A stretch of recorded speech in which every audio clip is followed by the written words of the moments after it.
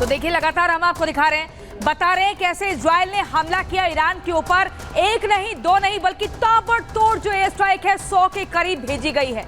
जिसके बाद आपको बता दें, ईरान को ये बता दिया है कि अगर इजराइल से पंगा लिया जाएगा तो फिर छोड़ेंगे नहीं। साथ ही आपको बता दें, जो परमाणु ठिकाने हैं, जो तेल के डिपो हैं, उसको लेकर भी अंदाजा लगाया जा रहा था कि इजराइल की तरफ से वहां भी हमला हो सकता है, लेकिन वहां नहीं हुआ, क्योंकि यहां पर जो टारगेटेड अटैक था वो कुछ और था। वो मिलिट्री अटैक था, मिलिट्री टारगेटेड अटैक था, जहां पर हमला किया गया। और इसके बाद इजराइल ने साफ कर दिया है, हमारा मिशन यहां पर पूरा हो गया। अब ईरान क्या करेगा, ये बड़ा सवाल है। इसी पर हम चर्चा करेंगे। जल्दी चलते, मेजर जनरल संजय सोई रक्षा विशेषज्ञ हमारे साथ जुड़ गए हैं, कर्नल शैलेंद्र सिंह हमारे साथ जुड़ गए हैं, रक्षा विशेषज्ञ, group captain UK Devnath ji हमारे साथ जुड़ गए हैं, और major general SP Sinha sir हमारे साथ जुड़ गए हैं। आप सभी का बहुत बहुत स्वागत है। सबसे पहले कर्नल शैलेंद्र सिंह सर, मैं आपके पास आना चाहूंगी। सीधे तौर पर यह कहा जा रहा है कि जो इजराइल ने यह हमला किया है ईरान के ऊपर, ईरान की यहां पर जो ताकत है उसको जांचने परखने का काम किया है। ये देखने का प्रयास हुआ है कि वहां ईरान का जो एयर डिफेंस सिस्टम है वो कितना मजबूत है। क्या हम इसको सही माने? मैं आपको यही कह पाऊंगा कि इजराइल जब कोई काम करता है जी, तो उसके पीछे कोई एक सिंगल एम नहीं होता। 100 जहाज जाने हैं, अलग अलग रास्तों से जाने, अलग अलग टारगेट लेकर जाने, वगैरह वगैरह। दूसरा, कौन सा रास्ता डिटेक्ट हो पाता है, कौन सा नहीं हो। सर आपकी आवाज में कुछ गड़बड़ हो रही है, इसको दोबारा से ठीक करा के वापस आते हैं। Major general SP Sinha sir, इसी सवाल का जवाब मैं आपसे लेना चाहूंगी। इजराइल ने जो हमला किया है, क्या ये था ली है कि भाई ईरान की ताकत कितनी है, ये हम जांच लें, परख लें, और इस हमले को सिर्फ ट्रेलर के तौर पर देखें, बड़ी पिक्चर अभी बाकी है? एकदम, इसको ड्राई रन की तरफ में रूप से देखिए कि ईरान की कैपेबिलिटी, एयर डिफेंस की कैपेबिलिटी, उसके रडार स्टेशंस की कैपेबिलिटी, उसकी फाइटिंग बैक की कैपेबिलिटी, उसके इजराइल के फाइटर जेट्स को डिस्ट्रॉय करने की कैपेबिलिटी, इसका एक कैप्सूल टेस्ट लिया गया था कि कहाँ कहाँ वॉइड है सिस्टम में, उनके डिफेंसिव सिस्टम में कहाँ कहाँ वॉइड है, उसको हम एक्सप्लॉइट कर सकते हैं। किस एरिया को हमको वॉइड करना है, क्या हमारा रूटीन होना चाहिए, क्या हमारा रूट आउट होना चाहिए, ताकि हम नेक्स्ट मिशन जो हायर स्केल पे होगा वो किस तरह से एक्सिक्यूट करें। तो आप इसको कहिए ड्राई रन था, आपको कहिए कि लर्निंग एक्सरसाइज था, आप इस जो भी नाम दीजिए, लेकिन सवाल था कि लिटमस टेस्ट था।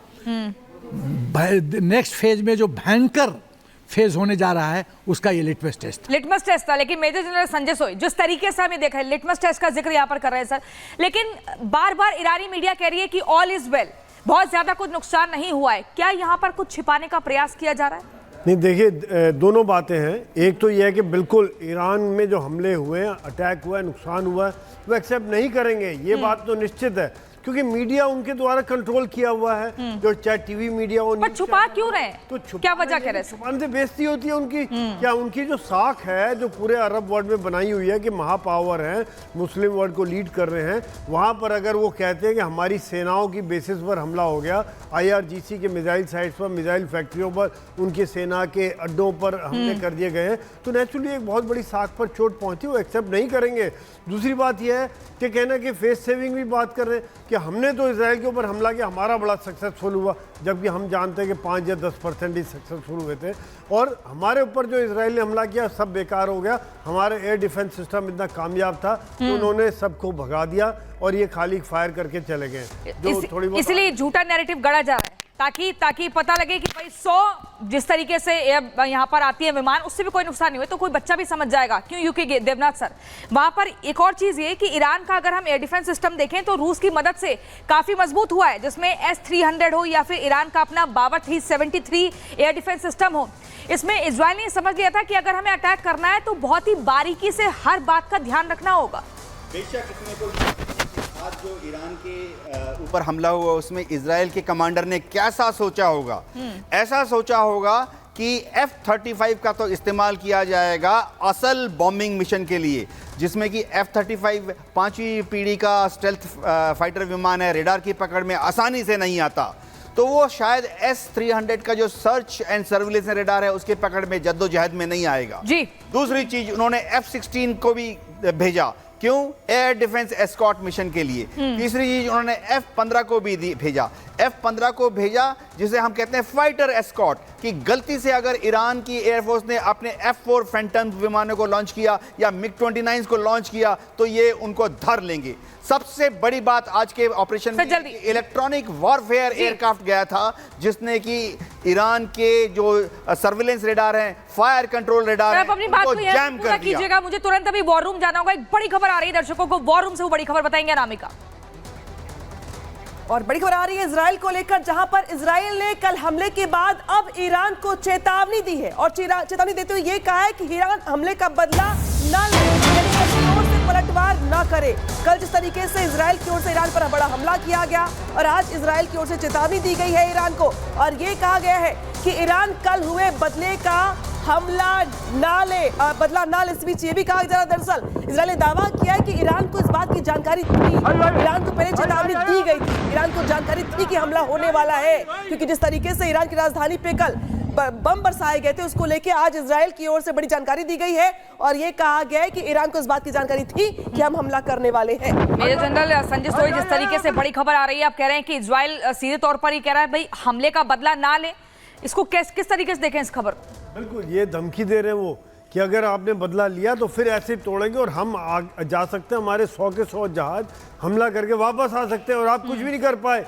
आपका जो डिफेंस सिस्टम है हमने वहीं पे बेकार कर दिया। जैसे ग्रुप कैप्टन देवनाथ बता रहे थे कि हर तरह का एक पैकेज जाता है और उन्होंने प्लान करके गए हैं, रूट सेट किया है, उनको कैसे जैम करना है, कहाँ का अटैक करना है, और इजराइल जाना जाता है पिन पॉइंट अटैक करने के लिए। उनकी सर्विलियंस, उनका इंटेलिजेंस इतना अच्छा है, तो ये उन्होंने कह दिया कि अगर आपने दोबारा बदला लिया तो ये तो छोड़ेंगे नहीं, छोड़ेंगे नहीं। पहले भी छेड़ा था और इस बार छोड़ा नहीं। 25 दिनों में बदला ले लिया। 2000 किलोमीटर जिस तरीके से लड़ाकू विमानों को छोड़ा जाता है, उससे बता दिया है कि इजराइल की ताकत क्या है। कर्नल शैलेंद्र सिंह, जिस तरीके से इजराइल ने ये अटैक किया है, क्या ये जांच लिया था, परख लिया था कि ईरान में कैसे घुसना है, कहां पर अटैक करना है, और ये बता दिया है कि आईडीएफ जो इजराइल की सैन्य शक्ति है उसका मुकाबला करना आसान नहीं है, वो जो चाहे जहां पर चाहे घुसकर वॉर करती है और खत्म कर सकती है। दो बातें आपको बड़ी क्लियर होनी चाहिए जी, कोई भी एरियल स्ट्राइक बिना प्लानिंग के कोई करेगा नहीं, इवन पाकिस्तान भी नहीं करता है। मैं आपको वैसे बता दूं, जी, ट्रेंड हो अनट्रेंड हो वो बात नहीं है। 100 एयरक्राफ्ट को अपने आप में अंदर ले जाने के लिए मेटिकुलस प्लानिंग चाहिए, बहुत तगड़ी प्लानिंग चाहिए। हर चीज के लिए आपको कंटिजेंसीज वर्कआउट करनी है, आपके टारगेट्स अलग अलग हैं, उससे सूटेबल कौन सा जहाज कहाँ जाएगा वो आपको प्लानिंग करनी है।